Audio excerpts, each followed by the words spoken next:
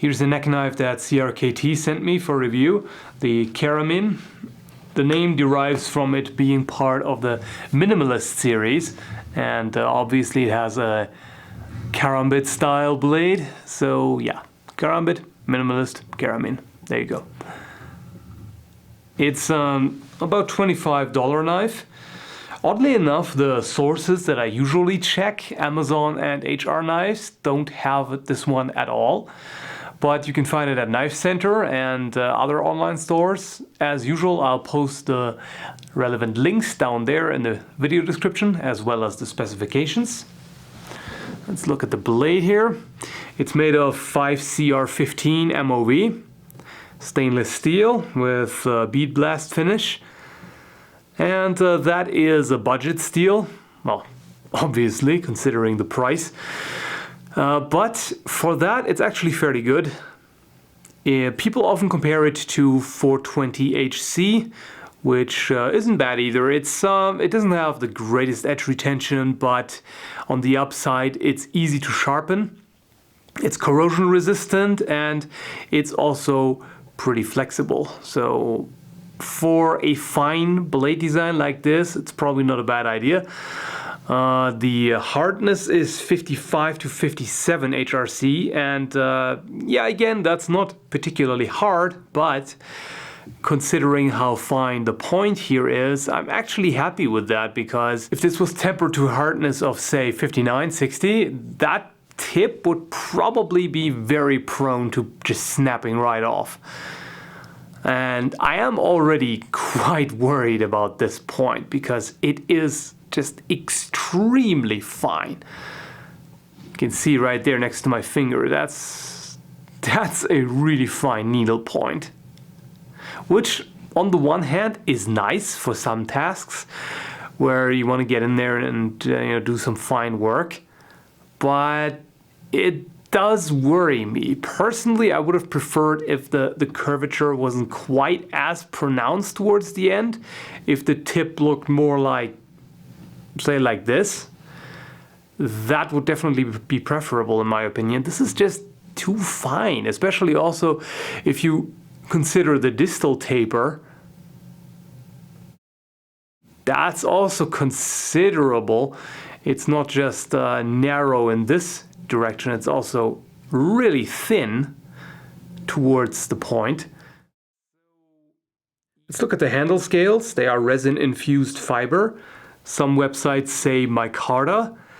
I'm not certain if that's actually the same thing. It may very well be.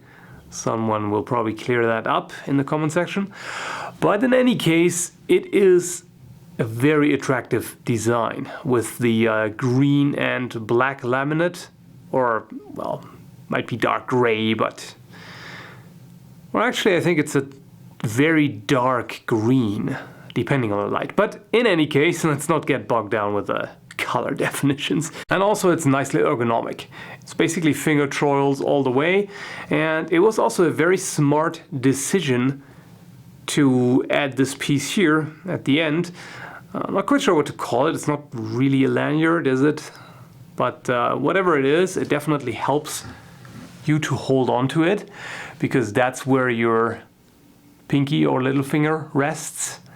And that just gives you, a little bit extra to hold on to, which is quite nice and comfortable. You can also choke down if you want. Use it like this. I don't really see the point of that with a small knife like this, but you could. And there is jimping right here.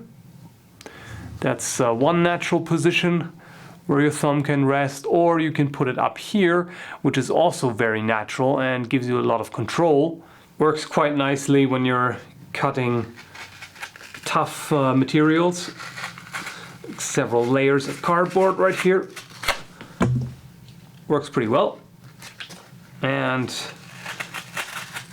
it did come nice and sharp. In fact, I took it out of the box and checked the sharpness immediately before doing anything with it. And this is what it looked like. So literally shaving sharp, which is very nice. I don't see many knife manufacturers in the lower price ranges coming with such sharp blades out of the box. So that's really nice. The edge is hollow ground, by the way. That also increases the cutting performance. And the nice thing about the point and the overall shape is also that even if this were fairly dull, you could still get in there with the point and do quite a bit with that.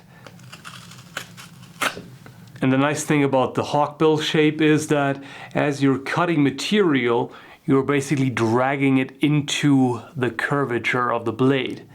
So that makes sure you're holding on to the material really well.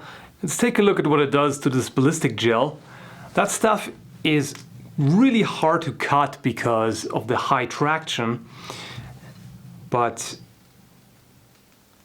you can see it goes in pretty well.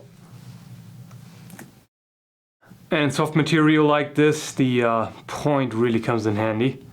You can even just lightly dragging it across the surface already opens it up pretty well, and you can stab in there pretty easily. Yeah, that wouldn't be pleasant, obviously.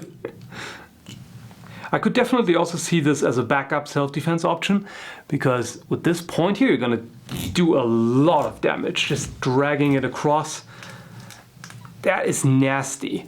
And the good thing about that is dragging the point across someone's skin like that, that's not gonna be lethal, obviously, but it's gonna be very painful and bleed a lot. So that would be a very good deterrent.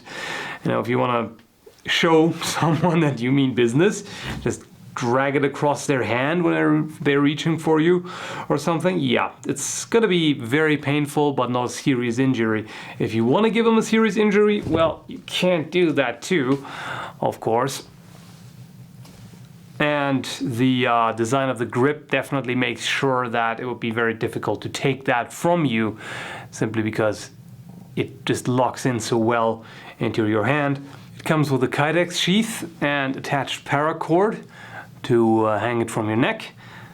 Very nice that it's easily adjustable right there, and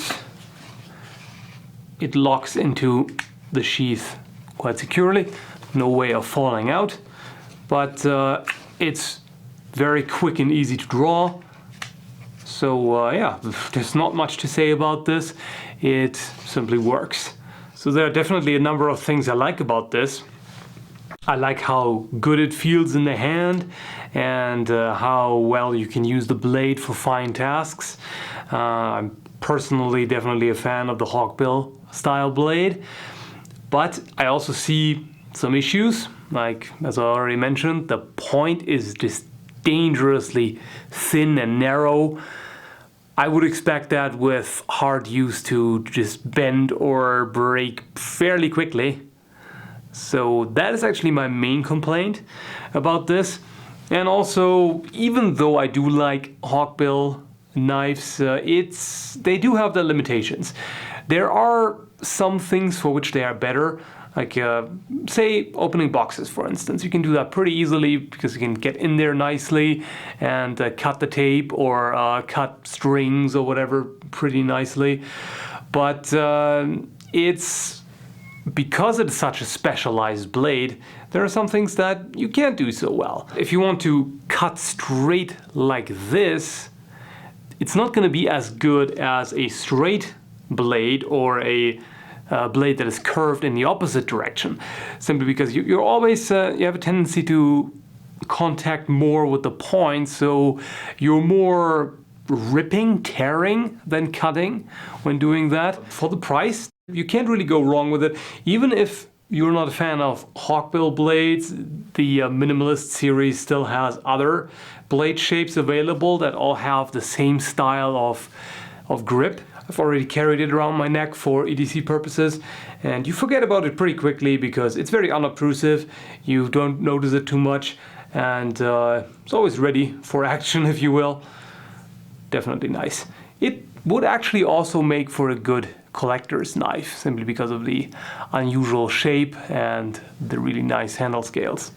And as a final remark, if you are interested in getting this knife or another one from the Minimalist series, I'd recommend acting quickly, because CRKT has a tendency to discontinue models fairly frequently, and quite often also models that were perfectly well designed just disappear, so they can be tough to get. So just as a heads up.